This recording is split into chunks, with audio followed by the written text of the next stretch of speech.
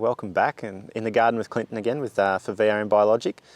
Today we're just going to, we've been through our preparations, our soil preparation, our planting and irrigation, and today just wanted to touch on plant maintenance. So something that you can do to maintain the plants through your season that's going to try and give you the optimal result of fruit in the end.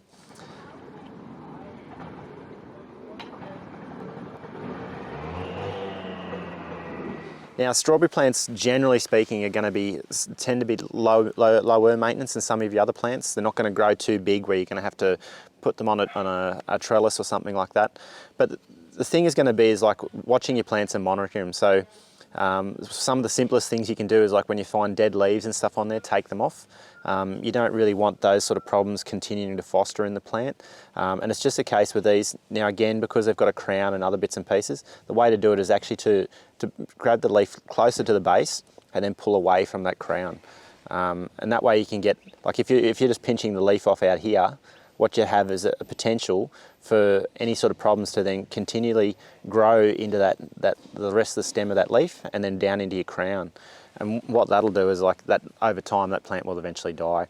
So by pinching it or like pulling it away from the crown nice and low, you're going to clean that plant up nice and easy. So part of the maintenance program would be to look at mulching the beds. Now we don't have to do that straight away. We're looking at realistically what that's to do is to sort of help keep the temperature down in your soil. So as in Queensland, as it starts to get warmer as we're going through into spring and everything else, we'll start to do that.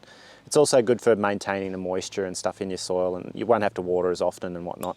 And like I said a bit earlier in probably the first part, where once the fruit starts coming and hanging down, sitting on that straw is going to be a lot better for your fruit than sitting directly on the soil. Or if you've got a plastic weed cover and stuff in your beds, like you don't want that fruit sitting directly on that. So it's something to consider. We talked about the overhead watering and wetting the leaves and things like that. So you want to try and make sure that your leaves stay dry as much as possible. So by making sure you've got adequate ventilation around your plant. Don't build up the mulch all around the plant where you're not going to get any airflow and things.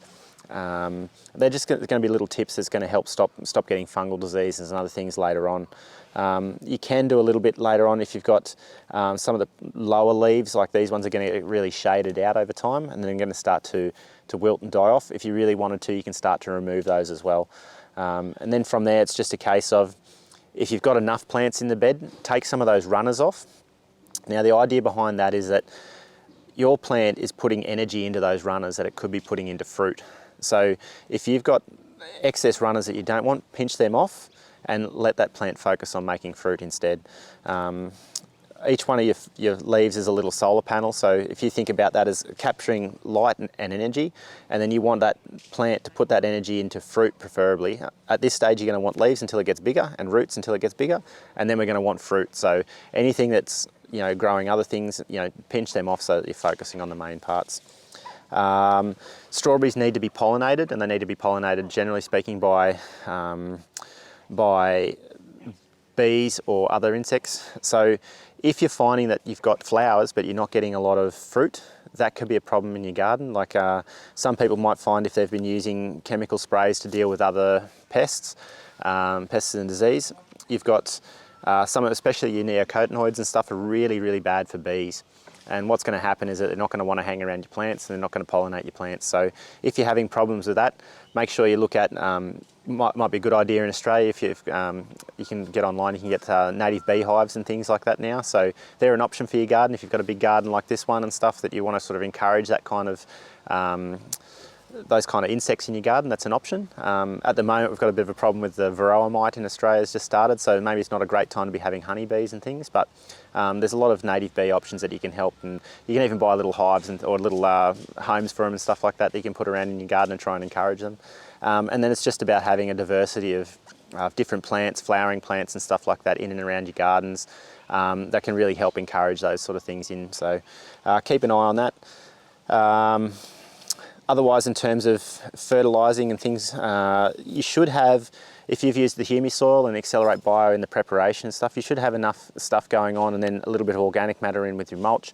That should be enough to feed your strawberries for the season. However, if you're unsure, we do have another couple of foliar options there. We've got the Accelerate Calcium, Accelerate Nitrogen, and Accelerate Phosphorus. So they're options that you can use as a little bit of a foliar spray. Same kind of system with this, and it's just about misting over your plants once or twice through the season. So check those out. The calcium is a really good one if you're not getting a lot of flowers and you're not getting a lot of fruit. I'll probably start with that one. And if your plants aren't growing decent roots and things, you probably look at maybe like the Accelerate P. Otherwise, keep an eye out for problems with your leaves, discolorations, nutrient deficiencies and stuff. I think if you've got a nice healthy soil, a good healthy plant to start with, you shouldn't have any problems for your season. So with a bit of luck, you get plenty of juicy little strawberries like this little bad boy. So good luck.